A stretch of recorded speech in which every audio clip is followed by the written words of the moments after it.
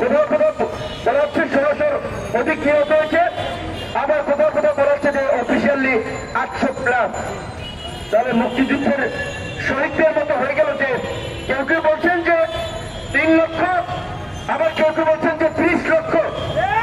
এই স্বাধীনতা 53 বছরেও কিন্তু মুক্তিযুদ্ধের প্রকৃত শহীদদের একটা তালিকা এই অভাগা জাতি করতে পারে নাই।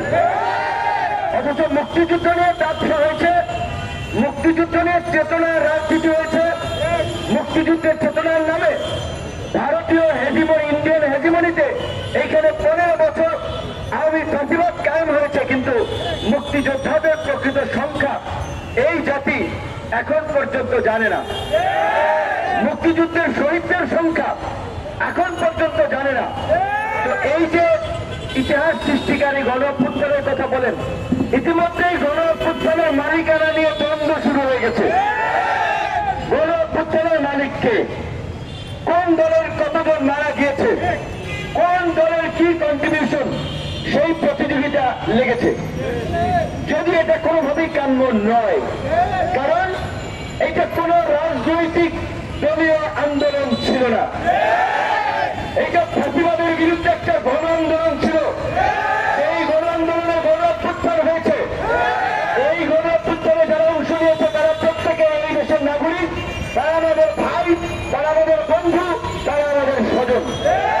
কাজে তাদেরকে জামাত শিবির হিসেবে চিহ্নিত করা, বিএনপি হিসেবে চিহ্নিত করা, গণ অধিকার হিসেবে চিহ্নিত করা, এটা ইতিহাসের খুব ভালো কিছু হবে না সামনে।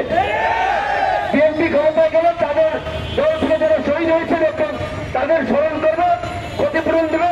জামাত তাদের লোকদের জন্য মিলাদ মাহফিল করবে।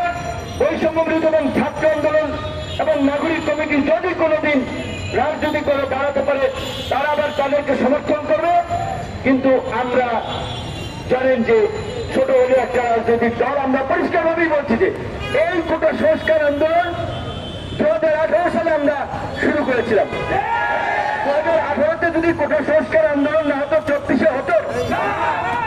সেই 2018 সালের কোটা সংস্কার আন্দোলন থেকেই 34-এর কোটা সংস্কার আন্দোলন এবং কোটা সংস্কার আন্দোলন থেকেই রাষ্ট্র সংস্কার আন্দোলন। কাজে আমরা এখানে কোন বিরোধন আমরা বলি নাই যে আমাদের দলে এতজন মারা গিয়েছে।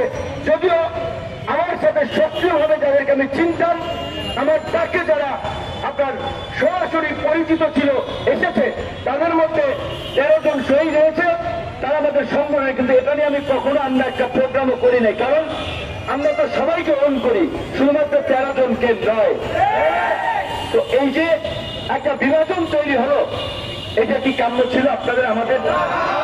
এবং দেখেন এই যে কয়েকদিন আগে এই আহতদের পরিচয় আমাদের একজন দলের নেতা, সিনিয়র নেতা ফারুক এখনো পিজি হাসপাতালে ভর্তি। এই যে ছাত্রলীগ যুবলীগের মতো গুন্ডামি করে গেল শহীদ হয়ে ওই ছেলেগুলো, আমার মায়া লেগেছে। ওরা একে অসুস্থ, আমি জানি না আসলে প্রকৃত তারা অসুস্থ কিনা, কিন্তু এই যে ছুরি দিয়ে কপালে পড়ছিল, তা ভাঙলো, এখনো প্লাস্টার করে পিজি হাসপাতালে। এই গণনা তারা কিভাবে ঘটালো?